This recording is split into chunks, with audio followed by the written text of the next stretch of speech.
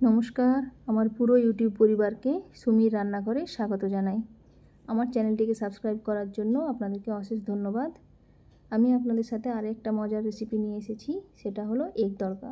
এর জন্য প্রথমে দুটো ডিমকে ভালোভাবে ফেটিয়ে নিয়ে কড়াই গরম হয়ে এলে তাতে 2 টেবিল স্পুন সরষের তেল দিয়ে ডিমটাকে ভেজে নিতে হবে। ডিমটাকে কুচো করে ভেজে নিয়ে সাইড করে তুলে রেখে দিলাম। এবার কড়াই গরম হয়ে এলে আবার তাতে 2 টেবিল স্পুন রিফাইন অয়েল দিয়ে 1 টেবিল স্পুন জিরে, 1 টেবিল স্পুন আদা রসুনের পেস্ট দিয়ে ভালো করে ভেজে নিতে হবে।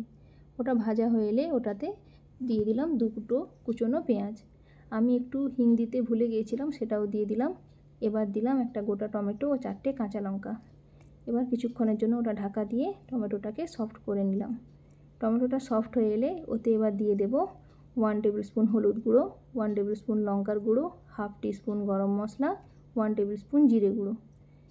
আবার কিছুক্ষণ মশলাটাকে ভালো করে এবার কষিয়ে নিতে হবে। মশলাটা কষানো হয়ে গেলে এবার আগে থেকে সেদ্ধ করে রাখা মুগ ডালটা দিয়ে দিচ্ছি। মুগ ডালটাকে ভালো করে মিক্স করে নিতে হবে মশলার সাথে। মিক্স হয়ে গেলে এবার ওতে আমি জল অ্যাড করে দিলাম।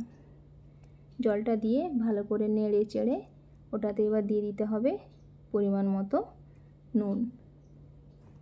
নুনটা দিয়ে আবার কিছুক্ষণ ওটাকে ভালো করে নেড়ে এবার একটা ঢাকনা চাপা দিয়ে দিতে হবে। কিছুক্ষণ ওটা ফুটতে দিতে হবে যাতে সেটা ঘন হয়ে যায়। দেখুন ঘন হয়ে এসেছে। এবার আগে থেকে ভেজে রাখা ডিমগুলো দিয়ে দেব। ব্যাস রেডি। বন্ধুরা, আমার চ্যানেলটি যদি ভালো লাগে তাহলে সাবস্ক্রাইব করে দেবেন এবং রান্নাটি ভালো লাগলে লাইক করবেন। ভালো থাকুন, সুস্থ থাকুন।